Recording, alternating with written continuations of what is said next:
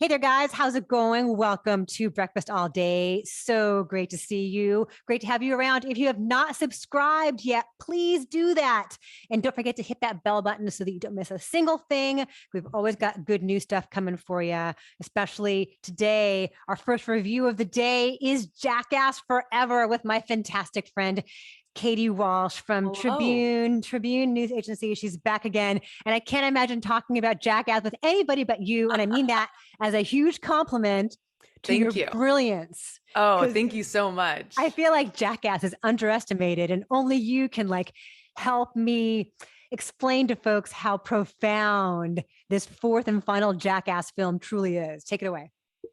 Yeah, I mean, it's a Jackass movie, and there's something so comforting about hearing on the big screen, I'm Johnny Knoxville, welcome to Jackass. Especially, like, I started watching Jackass in 2000 when I was a teenager in high school, and I remember thinking like, oh God, this is ridiculous. But then you get drawn into it and you get drawn into the camaraderie and the just sheer sublime stupidness of Jackass. It's like, it's stupid brilliant.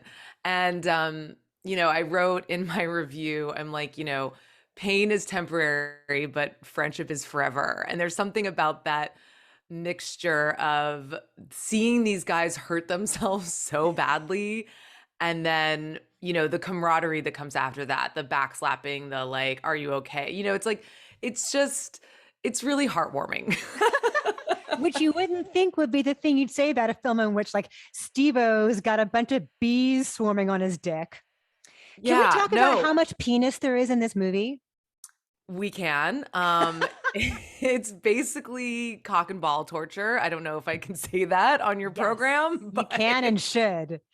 that's basically what it is. I mean, I was kind of astonished by how much um dick is in this movie. Like, and there's more than I and recall from before. yeah, there is more than I recall from before. But it's not just penis, it's balls as well. Let's not forget them. People tend to forget them, and they I shouldn't. I was like, I feel like I'm watching like a cavity search at certain points, or like, I know this is the wrong, like a pelvic exam. Like, I was like, I do not need to be seeing this much Steve-O, but I did Yeah. see that much Oh my Steve-O. gosh. So, I mean, not that there's any reason to explain the plot of this, but it's just a bunch of Jackass sketches. And some of them are ones that are redos of some of their classic ones, like the thing with the toilet, taking a dump in public and with the toilet, or like Johnny Knoxville being in the ring with a bull, which takes a more Right, serious turn this time than it did when he did that same prank 20 years ago. We see him coming out of the hospital with a concussion and broken ribs and a broken wrist. right. But I think it's like they want to fine tune their craft. I mean, say what you will about Jackass, how crazy it is, and Jeff Tremaine has directed all of them. They take a lot of care with perfecting the fine-tuned little minutia of these pranks and these stunts. Yeah, and I feel like they're trying to do, like, they also do a redo of the cup test, which Johnny Mm-hmm. Knoxville did early on in the show, and they take it to whole new levels. Ooh. And then they also do the, like, they're trying to light a fart underwater. It's like they kind of take the opportunity to take any of the sketches that failed and achieve them and figure out how to do them. So it definitely is like a revisiting of their old material. But I will say, they bring in new Jackass members who are comedians and actors and people who do their own YouTube stunts. And it's kind of interesting because you see these new kids being like, oh my God, we're on Jackass. And it's really heartwarming. And you can see how they were inspired by these guys and really sort of like, it's a dream come true for them. So I think like just the everyone being together, there's a real sense of warmth amongst everyone being together, and everyone sort of like can't believe they're still doing this after all these years, or getting to participate in sort of this like fantasy of it all. So it's very heartwarming in that One of sense. the new people is a woman. We have our first woman in the Jackass crew, Rachel Wolfson, Yes. who was totally game for all of this. I read an interview with her where she was saying that they were so safe with all the COVID protocols while they were shooting this, which seems antithetical to craziness and the danger of Jackass, but they were like safer on this set because it is so intimate. It is so close, you know. Yeah, Wee Man and Steve-O and Danger Aaron and a lot of the folks we've seen for a while. And then some new folks, which is fun to see. I brought my 12-year-old son to see this. It was his first Jackass movie. He kind of knew what it was.